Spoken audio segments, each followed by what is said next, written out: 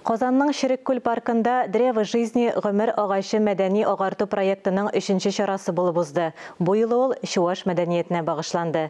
Бәйрәм нәрсә белән истә калды, бу турыда киләсе видеоязмада.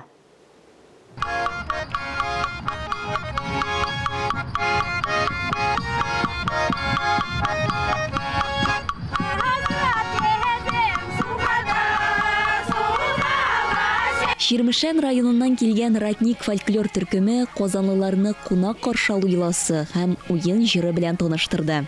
Это так приятно, вот это такая гордость, все-таки вот приглашают нас.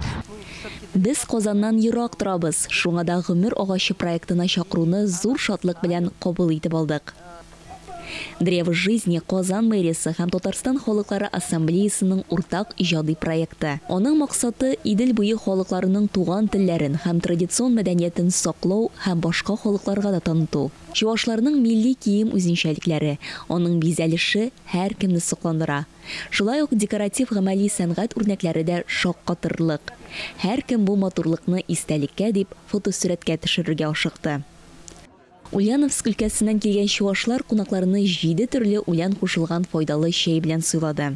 Берәүләр матурлыкка сокланып карап йөрсә, икенчеләр үзләре үк бу матурлыкны тудыруга кереште.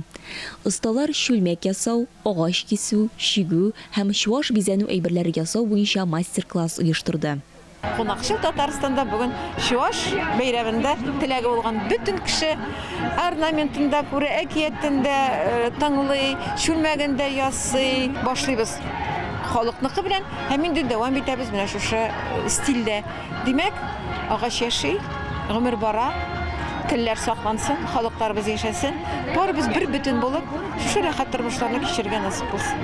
Ә инде чуаш мәдәниятенә тагын да якынрак булырга теләүчеләр чуаш бию буенча мастер-класста катнашты. Күмәк бию халыкларны тагын да бердәм итте. Айзилә Батырханова, Тахир Хәсәнов, Татарстан яңалыклары.